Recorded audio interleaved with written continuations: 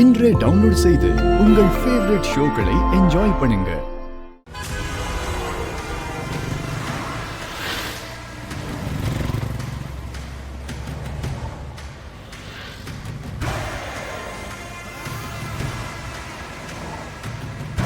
சீனு மாமா, வக்கீல் கிட்ட ஜானகிய பெயில் எடுக்கிறத பத்தி பேசியாச்சா? பேசிட்டேன் மாமா. 2 நாள் கோர்ட் இல்லாததால இன்னைக்கே எப்படியாவது ஜாமீன் எடுக்கணும்னு சொல்றாரு.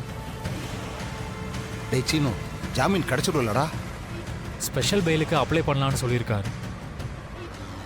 ஜட்ஜு வீட்டுக்கே அத்தையை கூட்டிட்டு போய் ஜாமீன் எடுக்கலாமா? ஆனா என்னடா ஆனான்னு இழுக்கிற? வக்கீல் ஜட்ஜுக்கு கால் பண்ணியிருக்காரு. ஆனா ஜட்ஜை அட்டன் பண்ணலன்னு சொல்றாங்கப்பா. சரிடா, அப்படின்னா நேரா தங்கச்சியை ஜட்ஜு வீட்டுக்கே கூட்டிட்டு போயிட்டா? அப்படி பெர்மிஷன் இல்லாமலாம் கூட்டிட்டு போக முடியாதுப்பா. சீனு, நம்ம தொகுதி எம்எல்ஏக்கு ஃபோன் பண்ணி ஜட்ஜு கிட்ட பேச சொல்லு. நான் ஏற்கனவே ஃபோன் பண்ணிட்டேன் மாமா. அவர் ஃபோன் எடுக்கல. அவரோட பிஏ தான் எடுத்தாரு. எம்எல்ஏ அசம்பிளியில் இருக்காராம். முடிச்சுட்டு வந்தோடனே பேச சொல்றேன்னு சொல்லியிருக்காரு மாமா. என்ன ஆனாலும் சரிடா, ஜானகிய ஜெயிலுக்கு போக விடக்கூடாது. எப்படியாவது அவளை பெயில கூட்டு வந்துடணும். ஆமா மச்சான், தங்கச்சி மேல பொய்யா பழிய போட்டு ஜெயிலுக்கு அனுப்ப பாக்குறாங்க. யாரோ பெரிய சதி வேலை பாக்குறாங்க மச்சான். யாரோ இல்ல, இந்த புவனேஸ்வரி வேலையா தான் இருக்கும்.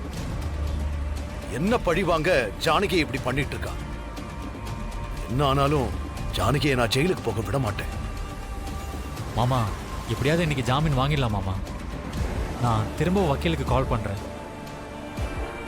மச்சான், அந்த புவனா குறி வச்சுதான் தங்கச்சியை மாட்டி விட்டுருக்கா. என்ன வேணாலும் பண்ணட்டும், ஆனா இந்த ரகுராம பத்தி அவளுக்கு முழுசா தெரியல.